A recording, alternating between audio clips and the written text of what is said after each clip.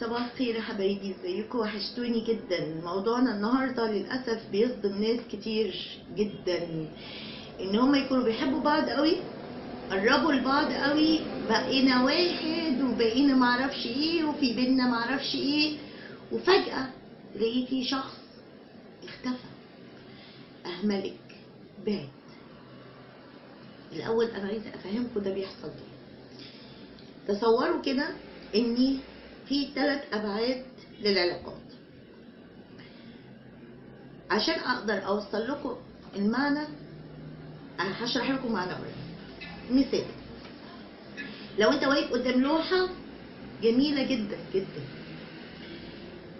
وانت واقف على بعد معين، شايفها كلها، شايفها جميله، كلها رونق، ايه ده الجمال ده، ايه الجمال ده. جيت قربت شويه، وصلت نص المسافه كده اقرب، ابتديت تلاحظ ان فيها عيوب معينه، فيها ده في خدش، هنا اللون كان مايع، هنا لا مش مرسوم كويس. ابتديت تحط انتقادات. جيت لزقت وشك في اللوحه، هتشوف ايه؟ ولا اي حاجه خالص. ده اللي بيحصل بالظبط في علاقاتنا بالناس اللي حوالينا. لو انت فهمت ان في 3 ابعاد، في بعد وفي بعد وفي هنا دي ميبقاش حد فيها الا انت وبس. الدايره دي محدش يدخلها، بمعنى ان ما ينفعش تبقى مكشوف تماما بكل تفاصيلك لاي مخلوق على وجه الارض الا نفسك.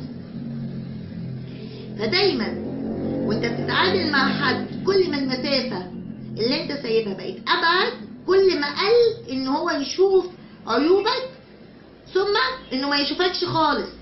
اول ما يشوفكش خالص هتفقد قيمتك تماما بالنسبه له، مش هيحس اصلا انك موجود، هيختفي او هيهملك، وهيحصل نفور من العلاقه، هيحصل حاله تشبع، يعني مش شايفك.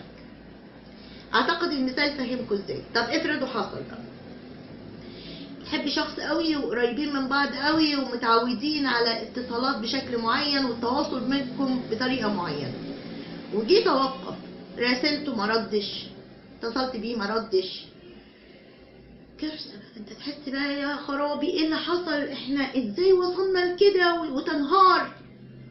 اياك انهيارك يبان، اياك يحس او ينعكس عليك تصرفه هو بقى متوقع، فما تدوش اللي هو متوقعه.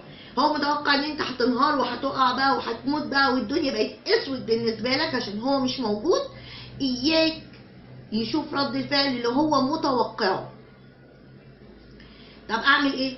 اتجاهل تماما، يحصل حالة تجاهل تام للي عمله. ما تفكروش انك انتوا لما هو اهملك، يعني انا عايز اسالك سؤال ولا اسالك انت سؤال، اللي عمل فيك كده هو مش فاهم هو عمل فيك ايه؟ كان خارج عن ارادته يعني؟ لا، هو عارف هو بيعمل فيك ايه، وعارف كويس جدا ان اللي هو عمله ده يوجعك، وعارف ان ده ممكن يوقعك من طولك ويعمل لك حاله كسر وشرخ حياتك، وانك ما تنامش، وانك تبكي، وانك تعيا وما تاكلش، ولو في دراسه تهملها، ولو في شغل تهمله. واحد بيعمل فيا كل ده، اديله رد فعل غير متوقع نهائي. طب ايه رد فعل غير متوقع؟ هقع؟ لا مش بقى. هفضل ازني في الاتصال وانا متوقع انا لما هلاحقه وهفضل اكلمه، ده هيخليه يرجع. ما بيرجعش، وهيزيد ويشوف نفسه اكتر بقى، ويقول يا ده انا حد مهم قوي، ده انا حاجه مش معقوله يعني. تجاهل تام لتجاهله.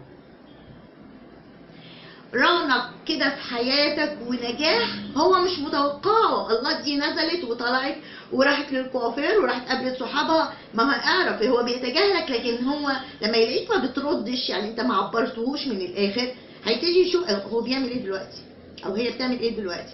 يلاقيك عايشه حياتك طبيعي في كل حاجه، كليتك بتروحيها، شغلك بتروحه، هيبتدي هو يقف كده مع ايه ده، هو مش فارق معاه ان انا مش موجود. لازم يفهم ان انت مش فارق معاه ان هو مش موجود.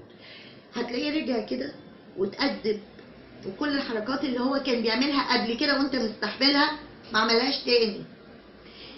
احيانا بعض التجاهل يرجع الاشخاص لاحجامها الحقيقيه، لان للاسف لما بتحصل علاقه ونقرب نفضل ننفخ ننفخ ننفخ ونزود في قيمه بني ادم قدامي لدرجه انه يطير بالونه بقى اتغر.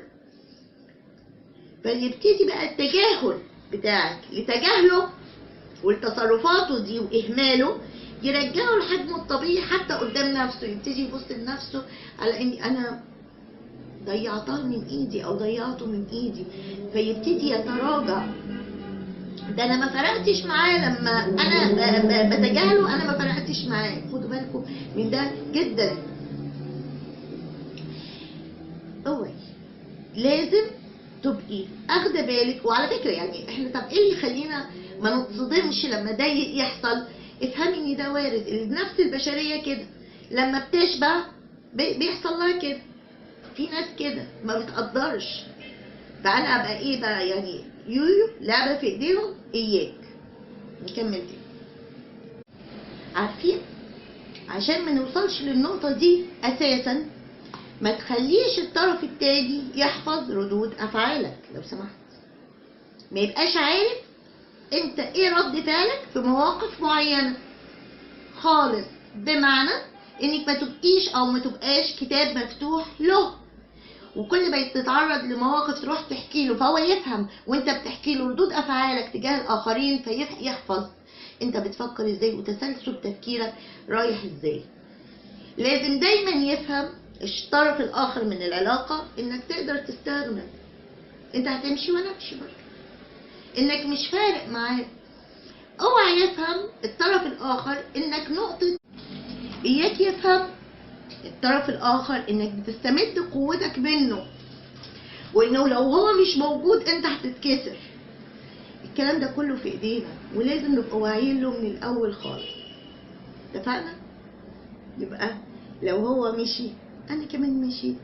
لو هو تجاهلني ايراد انا هتجاهل تجاهله ليا 24 ايراد. وخلي بالكم من الناس دي بس عشان ما نظلمهمش من الاول خالص. نتلاشى ان احنا نوصل للدرجه دي، ما نقربش من بعض لدرجه ان احنا ما نبقوش شايفين بعض اساسا.